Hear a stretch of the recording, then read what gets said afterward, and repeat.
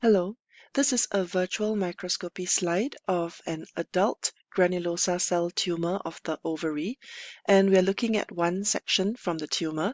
At this low magnification, we can see that this has mostly solid areas with some more friable looking areas. Let's just have a look at the architecture, and most areas show a sheet-like architecture where we just see these sheets of tumor cells just moving around, and there are some scattered blood vessels amongst the tumor cells. And in other areas, we can see a slightly different architectural pattern. Here we can see some residual ovarian stroma, and there are these large islands of tumor cells, and this shows an example of the insular pattern. Insular means islands.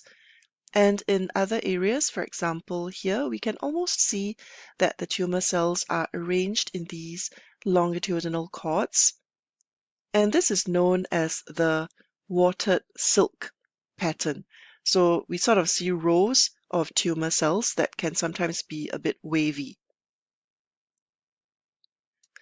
Let's take a closer look at the tumor cells, and as we move into higher magnification, we can see that the tumor cells are pretty uniform in size and appearance, and the nuclei tend to be round to oval.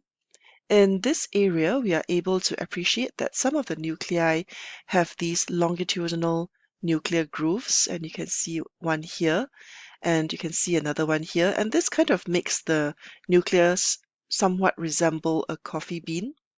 Some of the nuclei also have small nucleoli, and we don't see significant variation in nuclear size or shape. So there is no significant nuclear pleomorphism here. Let's look at another area of the nuclei. And again, in this area, we can very nicely see the longitudinal nuclear grooves, and this particular nucleus has quite an irregular nuclear membrane. So the nuclei in this tumor tend to be round to oval with irregular membranes and longitudinal nuclear grooves. Let's learn a bit more about granulosa cell tumor. The example that we have seen is of the adult granulosa cell tumor. There are actually two types of granulosa cell tumors, the adult, which is much more common, and the juvenile granulosa cell tumor, which occurs in children and young adults. So the adult granulosa cell tumor is a low-grade malignant sex cord tumor of the ovary, and the peak age is about 50 to 55 years. Clinically, it can present with mass effect because often these tumors are quite large, so there may be pain from torsion, or there may be rupture with hemoperitoneum, or there may be a pelvic or adnexal mass. These tumors can also elaborate hormones, and they can give rise to a hyperestrogenic state and cause menstrual disturbances, and they can even potentially cause endometrial cancer. The prognosis is relatively good because this is an indolent tumor. However, this tumor does have a significant local recurrence rate after excision, about 20 to 30%.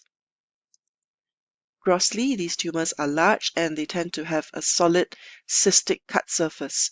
There is a separate video describing the gross features of this tumor on this virtual pathology specimen, which is an interactive gross pathology specimen. You can find the virtual pathology specimen in our free online pathology resource, Pathweb, and in it we have more than 1,000 fully interactive virtual specimens which are labeled and annotated, and we also have many videos and quizzes.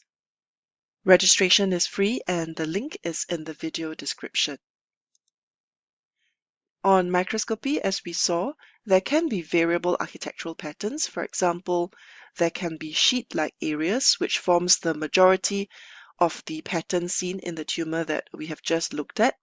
There can also be trabecular areas as well as insular areas, as you can see here, with large islands of tumor cells. In addition, some areas also show these Call-Exner bodies, or kind of like microfollicular formations, sometimes with some eosinophilic material within the lumina.